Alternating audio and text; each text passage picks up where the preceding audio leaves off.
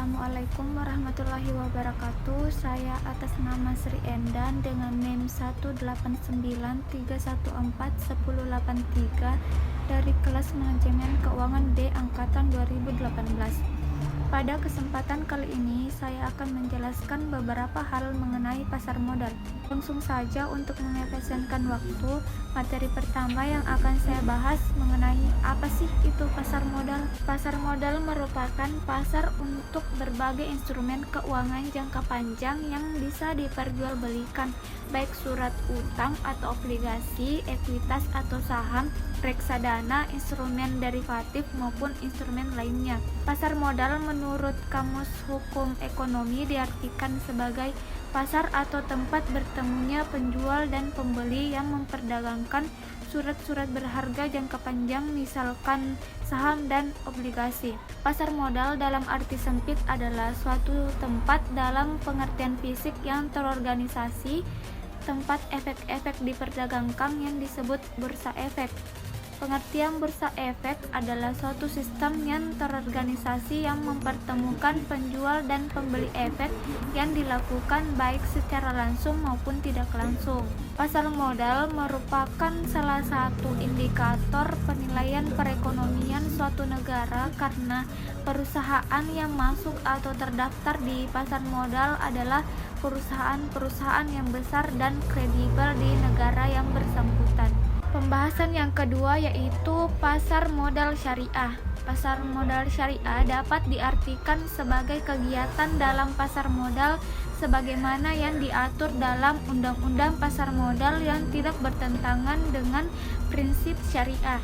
Produk syariah di pasar modal antara lain berupa surat berharga atau efek. Berdasarkan Undang-Undang Nomor 8 Tahun 1995 tentang pasar modal, efek adalah surat berharga yaitu surat pengakuan utang, surat berharga komersial, saham, obligasi, tanda bukti utang. Yang ketiga yaitu teori pasar modal. Ada beberapa teori pasar modal menurut Nasir tahun 2016, diantaranya yaitu 1. Teori Dupont. Dupont adalah analisis struktur sistem rasio keuangan yang dirancang untuk menyelidiki faktor-faktor yang menentukan tingkat pengembalian terhadap ekuitas pemegang saham dan pengembalian terhadap aktiva. Kedua, teori time value of money atau dalam bahasa Indonesia disebut nilai waktu uang adalah suatu konsep yang menyatakan bahwa nilai uang sekarang akan lebih berharga daripada nilai uang masa yang akan datang, atau suatu konsep yang mengacu pada perbedaan nilai uang yang disebabkan karena perbedaan waktu. Yang ketiga yaitu teori margin of safety. Istilah margin of safety pertama kali diperkenalkan oleh investor guru Benjamin Graham dan partnernya David Dodd pada tahun 1928. Bapak dari value investing, yaitu dalam buku Security Analyst tahun 1934. Istilah ini muncul dalam buku Benjamin Graham yaitu The Intelligent Investor. Kemudian margin of safety dipopulerkan kembali oleh anak didik Graham yang paling terkenal yaitu Warren Buffett. Buffett bisa menjadi sangat sukses sebagai investor saham karena keahliannya yang luar biasa dalam menentukan nilai intrinsik dari suatu saham. 4.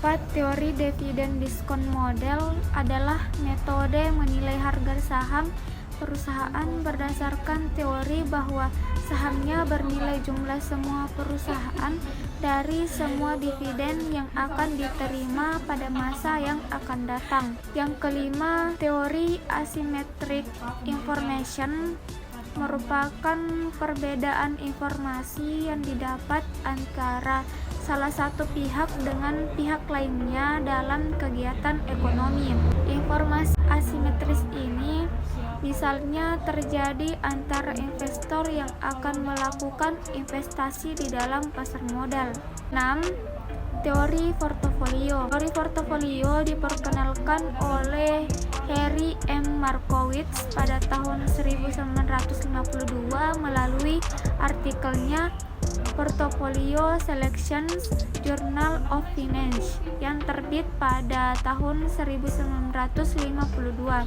Pada praktiknya, para pemodal pada sekuritas sering melakukan diversifikasi dalam investasinya dengan mengkombinasikan berbagai sekuritas.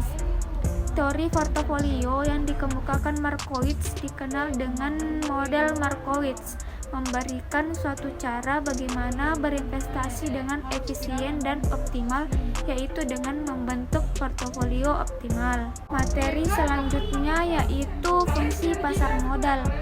Menurut Otoritas Jasa Keuangan, pasar modal memiliki peran penting bagi perekonomian Indonesia karena pasar modal menjalankan dua fungsi, yaitu 1. Sebagai sarana pendanaan usaha atau sarana perusahaan untuk mendapatkan dana dari investor. 2. Sebagai sarana bagi masyarakat untuk berinvestasi pada instrumen keuangan. Materi yang kelima yaitu manfaat pasar modal. Adapun manfaat pasar modal adalah yaitu 1. Bagi emiten. Bagi emiten, pasar modal memiliki beberapa manfaat antara lain 1. Jumlah dana yang dapat dihimpun berjumlah besar. 2. Dana tersebut dapat diterima sekaligus pada saat pasar perdana selesai. 3. Tidak ada konvenan sehingga manajemen dapat lebih bebas dalam pengelolaan dana atau perusahaan. 4. Solvabilitas perusahaan tinggi sehingga memperbaiki citra perusahaan. 5. Ketergantungan emiten terhadap bank menjadi lebih kecil. Yang kedua, bagi investor. Bagi investor, pasar modal memiliki beberapa manfaat, antara lain yang pertama, nilai investasi berkembang mengikuti pertumbuhan ekonomi.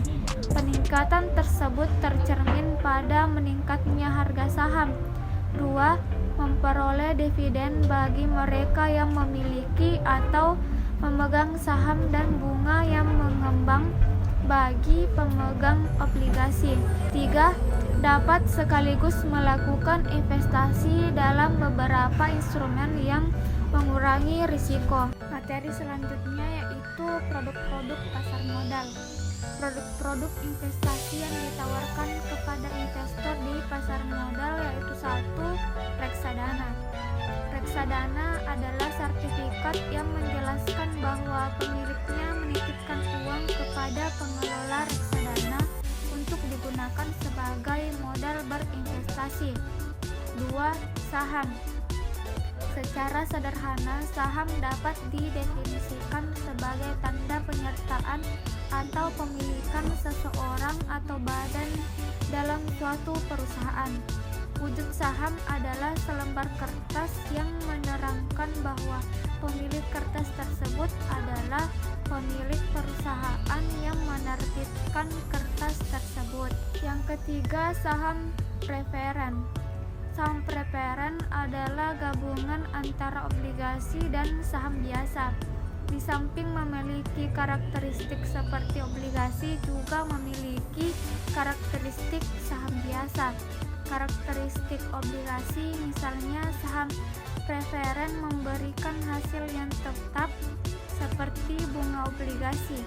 Biasanya saham preferen memberikan pilihan tertentu atas hak pembagian dividen.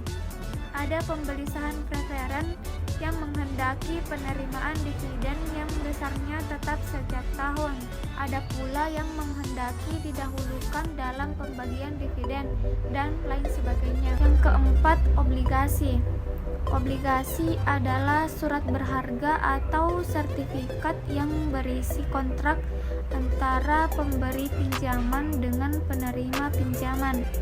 Surat obligasi adalah selembar kertas yang menyatakan bahwa pemilik kertas tersebut memberikan pinjaman kepada perusahaan yang menerbitkan obligasi.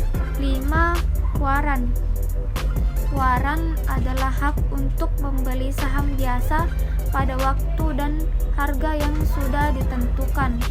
Biasanya, waran dijual bersamaan dengan surat berharga lainnya. misalnya obligasi atau saham. 6. Right issue. Right issue merupakan hak bagi pemodal membeli saham baru yang dikeluarkan emiten. Karena merupakan hak, maka investor tidak terikat untuk membelinya. Itulah tadi materi pasar modal yang sempat saya paparkan dan sampaikan. Lebih dan kurangnya mohon dimaafkan. Wabillahi taufiq wal hidayah. Wassalamualaikum warahmatullahi wabarakatuh.